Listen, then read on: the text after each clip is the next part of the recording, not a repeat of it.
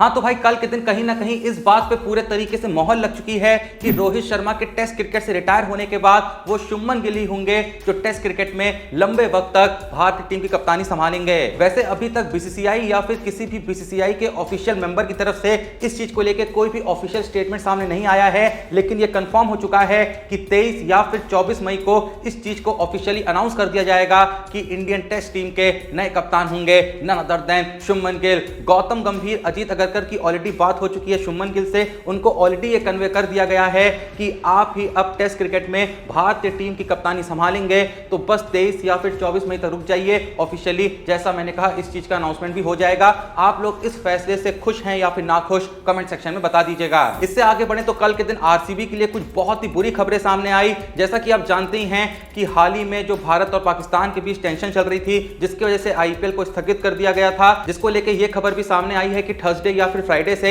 IPL वापस से resume हो जाएगी। लेकिन बात करें आरसीबी की तो हेजलवुड जो हैं वो आपको अब आरसीबी के बचे हुए मैचेस में खेलते हुए देखने को नहीं मिलेंगे। हेजलवुड जो है वो ऑलरेडी अपने वतन वापस लौट चुके हैं, उनको शोल्डर निगल भी हुई थी, तो ऐसे में वो वापस भारत आके आरसीबी के लिए बचे हुए मैचेस नहीं खेल पाएंगे क्योंकि इंजर्ड भी हैं और इंजरी के साथ वो वापस आए, खेल पाए या नहीं खेल पाए, इतनी भसड़ में हेजलवुड नहीं पड़ना चाहते हैं। और हेजलवुड भाई आरसीबी की बॉलिंग का बैकबोन थे, ऐसे में हेजलवुड का टीम से चले जाना आरसीबी के लिए एक बहुत ही बड़ा घाटे का सौदा होने वाला है। मैं ये भी बता दूं कि पाटीदार को लेके भी अभी इंजरी कंसर्न्स बने हुए हैं। उनकी जो फिंगर इंजरी हुई थी आरसीबी वर्सेस सीएसके मैच में, लगभग 10 दिन का वक्त बताया गया है जितना पाटीदार को लगेगा इस इंजरी से रिकवर होने में। कल के दिन पाटीदार और जितेश शर्मा की कुछ फुटेजेस भी सामने आती हैं जिसमें क्या देखने को मिलता है कि पाटीदार हाथ में एक छोटा सा प्लास्टर वगैरह बांधे हुए हैं। तो ऐसे में कहा जा रहा है कि अगर थर्सडे फ्राइडे से आईपीएल रिज्यूम हो जाती है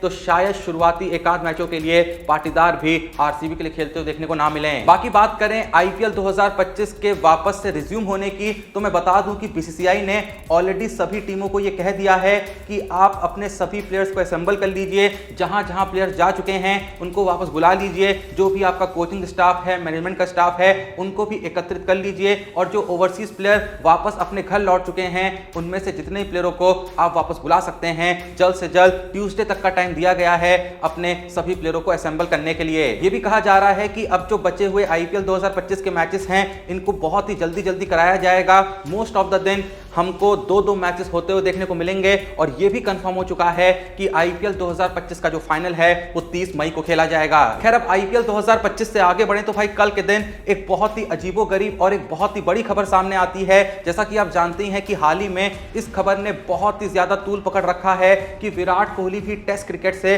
रिटायरमेंट लेने के बारे में सोच रहे हैं। लेकिन कल के दिन भाई एक बहुत ही बड़ी खबर सामने आती है कि रोहित शर्मा के रिटायर होने के बाद जहां बीसीसीआई सोच रहा था कि आखिर किसको इंग्लैंड में होने वाली टेस्ट सीरीज के लिए भारतीय टीम का कप्तान बनाया जाए, तो ऐसे में विराट कोहली ने कहा था कि मैं वापस से टेस्ट क्रिकेट में कैप्टनसी ले सकता हूं, जो कि बहुत ही अच्छी बात थी। लेकिन बड़े ही दुख के साथ कहना पड़ रहा है कि बीसीसीआई ने और गौतम गंभीर ने विराट कोहली की इस रिक्वेस्ट को रिजेक्ट कर दिया, जिसके बाद विराट कोहली ने और ज्यादा मन बना लिया कि अब वो टेस्ट क्रिकेट नहीं खेलना चाहते हैं। कुछ रिपोर्ट्स ने इस बात का भी दावा किया कि जब बॉर्डर गवास्कर ट्रॉफी में विराट कोहली बैटिंग में फ्लॉप रहे थे तो हर मैच के बाद लोग उनको यह कहते हुए सुन रहे थे कि अब मेरा हो चुका है, अब टेस्ट क्रिकेट में मैं और नहीं खेल पाऊंगा। तो यहां पर एक रीजन यह भी हो सकता है कि भाई विराट कोहली खुद अपने टेस्ट फॉर्म से परेशान हो गए हैं, जिसके चलते वो टेस्ट क्रिकेट छोड़ना चाह रहे हैं। और दूसरा रीजन ये सामने आ रहा है कि विराट कोहली कैप्टनसी करना चाहते थे, लेकिन गौती भाई हो गए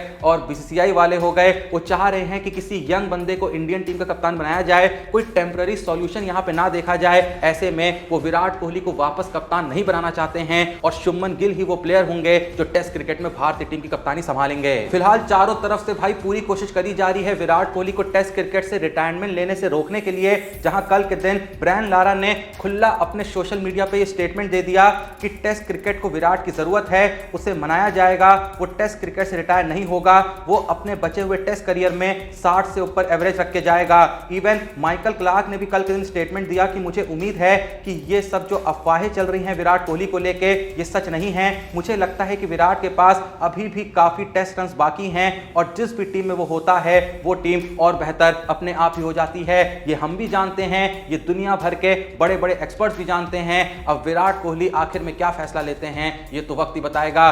बाकी देखो, मैं अपना पर्सनल ओपिनियन यही देना चाहूंगा कि अगर विराट कोहली वापस से टेस्ट की कप्तानी लेना चाह रहे थे ना, तो भाई दुनिया में ऐसा कोई भी प्राणी नहीं होना चाहिए था जिसको ये रिक्वेस्ट रिजेक्ट करनी चाहिए थी। भाई विराट कोहली ने भले टेस्ट क्रिकेट में कोई WTC ट्रॉफी वगैरह ना जिताई हो, लेकिन इस बात को कोई नहीं नकार सकता है। अगर किसी को इतना सा भी क्रिकेट का ज्ञान है, वो इस बात को भाई खारिज कर ही नहीं सकता है कि विराट कोहली से बेहतर टेस्ट कैप्टन आज तक दुनिया में शायद देखा ही नहीं गया। इससे भी आगे बढ़ते हुए मैं यहां पर एक और थोड़ी सी बुरी खबर शेयर करना चाहूंगा कि भाई इंग्लैंड में होने वाली टेस्ट सीरीज के लिए मोहम्मद शामी को कंसीडर नहीं किया जा रहा है। जैसा कि आप जानते हैं कि मोहम्मद शामी एक लंबे वक्त के बाद इंजरी से वापस आए थे।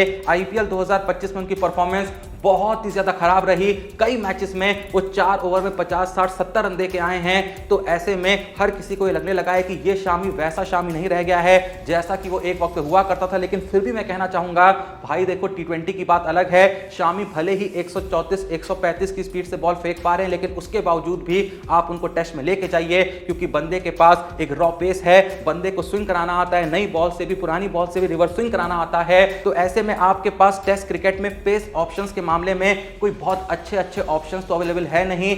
आप सिराज को भी खिलाने से पहले 2 बार सोचते हैं, बुमराह के ऊपर अब सारा दारोमदार रख देते हैं। तो ऐसे में बुमराह के साथ शामी को खिलाइए, फिर सिराज को भी खिलाना है बिल्कुल खिलाइए, लेकिन शामी को पूरे तरीके से इग्नोर मत करिए। आप लोग इस बारे में क्या सोचते हैं कमेंट सेक्शन में बता दीजिएगा। एंड जैसा मैंने आपसे पूछा कि अगर आपके हाथ में होता कि भाई आप विराट कोहली को वापस से टेस्ट कैप्टनसी देना चाहते हैं, नहीं देना चाहते हैं, या फिर किसी नए बंदे को टेस्ट क्रिकेट में कप्तान बनाना चाहते हैं, तो आप आखिर यहां पे क्या फैसला लेते? मैं होता तो आंख बंद करके विराट कोहली को वापस से टेस्ट कैप्टन बना देता। भाई तुम क्या करते? कमेंट सेक्शन में बता देना। बाकी वीडियो को लाइक करो, चैनल को सब्सक्राइब करो। मिलते हैं नेक्स्ट वीडियो में, तब तक के लिए जय हिंद, धन्यवाद।